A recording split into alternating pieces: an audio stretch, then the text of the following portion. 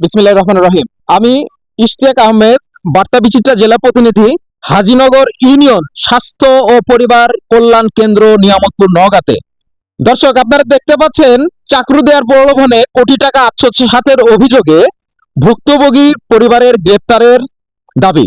দর্শক, আপনারা এখানে দেখতে পাচ্ছেন 3 দালালকে গ্রেপ্তারের দাবিতে ভুক্তভোগী পরিবার তারা এখানে মানববন্ধন করছেন।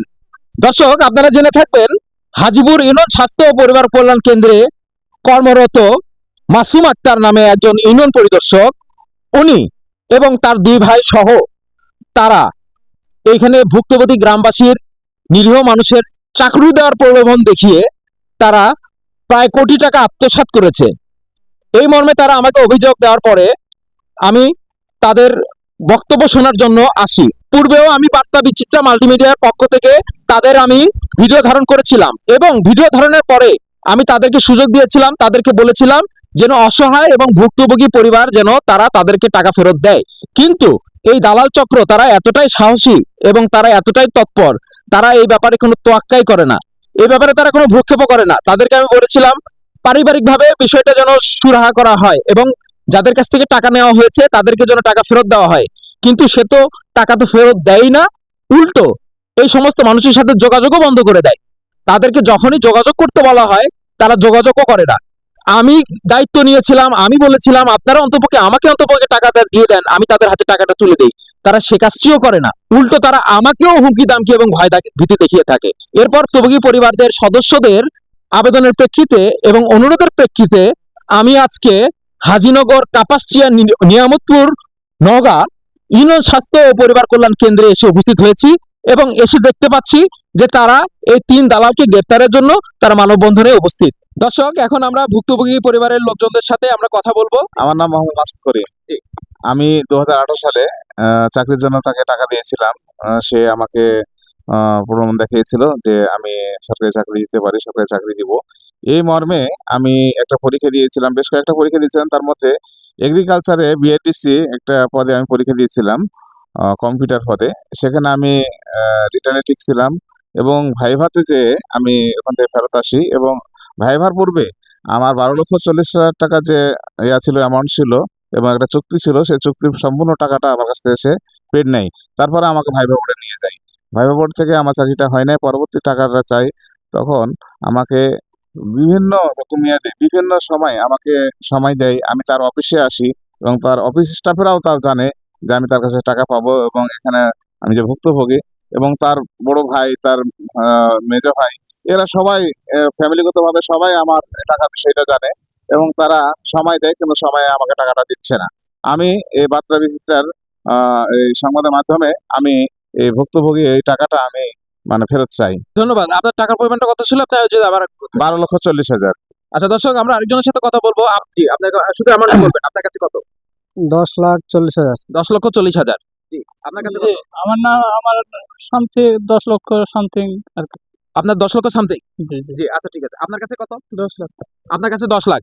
জি দর্শক, আপনারা শুনলেন প্রায় 10 লাখ, ওনার কাছে 10 লাখ, ওনার কাছে 10, ওনার কাছে 12, 10, 10, 10, 3 10 30, প্রায় 42 লক্ষ টাকার অভিযোগ আমরা এখান থেকে পেলাম। মাসুম আক্তারের কাছে চাকরির জন্য টাকা দিয়েছে, এই টাকা নেওয়ার জন্য মাঝে মাঝে আসে, এটা আপনার কাছে এসে বলছে, এই তো এটা তো সঠিক। বেশ কয়েকবারই আসা বেশ কয়বার আসছেন? প্রায় মিনিমাম এখানে আমাদের অফিসে মিনিমাম 10-15 বার আসা হয়েছে। 10-15 বার আসছেন আপনি এই টাকার জন্য? টাকার জন্য ওনার সাথে প্রায় কয়বার দেখা হয়েছে? ওনার সাথে প্রায় 2-3 বার হয়েছে। 2-3 বার? হ্যাঁ। কয়বার? 2-3 বার? না, একবার না 2 বার? 2-3 বার হয়েছে। আচ্ছা আচ্ছা আচ্ছা আচ্ছা। না এইটার কারণে তো ওনাদেরও প্রেস্টিজ, একটা অফিসের প্রেস্টিজ হয়ে দাঁড়াইছে এই জিনিসটা। অফিসেও এর আগে যারা মানে মোটামুটি সবাই জানে আর কি। ও মোটামুটি সবাই জানে, শুধু আপনি না, মোটামুটি সবাই জানে প্রায়, না? আচ্ছা আচ্ছা, উনি এই ব্যাপারে জানে না।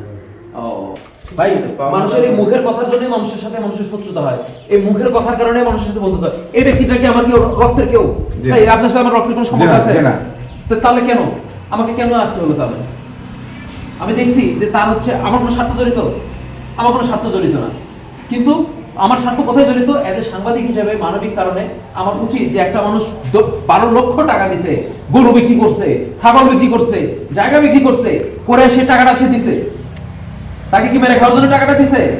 সে বলতে পারতো যে ভাই আমার 1 লাখ টাকা 2 লাখ টাকা খরচ হয়েছে, এটা বলতে পারতো। এটা আমার আব্বু বলছিল যে দেখো হ্যাঁ। যে তোমার যদি কিছু টাকা খরচ হয়ে থাকে তুমি সম্পূর্ণ টাকা না দিতে তুমি আমার সাথে একটা মিটার হ্যাঁ, সবাই মেনে নিত। হ্যাঁ এটা বলছে যে তাও ঠিক আছে, এটা আমি আপনাকে 15 টাকা দিয়ে দিলে তো আপনার টাকা আমি নিচ্ছি, টাকা আমি দিয়ে দেবো, এই কথাই বলতো। কিন্তু সময় দিত, সে সময়ের মধ্যে দেখা যায় 2 মাস সময় নিছে, 2 মাস পর দেখা যায় ও বাসা বাড়ি ছেড়ে চলে গেছে। বাসা বাড়ি ছেড়ে চলে গেছে, আপনার কাছ থেকে টাকা নিয়েছে জি প্রায় 5-6 লাখ টাকা নিয়েছে। জি এই যে, চিন্তা করো 5-6 লাখ টাকা ওনার কাছ থেকে নিয়ে নিয়েছে। আর কি আছে আরো গাড়িতে আছে আমার কাছে আপনার কাছে? আপনার কাছে নিয়েছে 2 লাখ টাকা। এই দেখেন, জি। 1 টাকাও ফেরত দেয় নাই, ফেরত দেওয়ার প্রয়োজন মনে করে না। না ঘুরেছে আমার আব্বা গেছে ওনার ভাড়াতে যে কথা দিয়ে পানি রাখি কথা দিলে কথা রাখে না। তাই বলতো হ্যাঁ। দিয়ে দেবো তাই দিয়ে দেবো সুন্দর করে তাই আমি এই জিনিসটা বুঝি না যে একটা সরকারি চাকরি করে একটা হাজিরনগর ইউনিয়ন স্বাস্থ্য পরিবার কল্যাণ কেন্দ্র, হ্যাঁ, মাসুম আক্তার, সে একজন সরকারি কর্মচারী।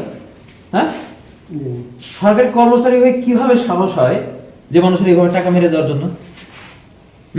সে কি সরকারি চাকরি দিতে পারে? আপনাদের কি কারো ক্ষমতা আছে সরকারি চাকরি দেওয়ার?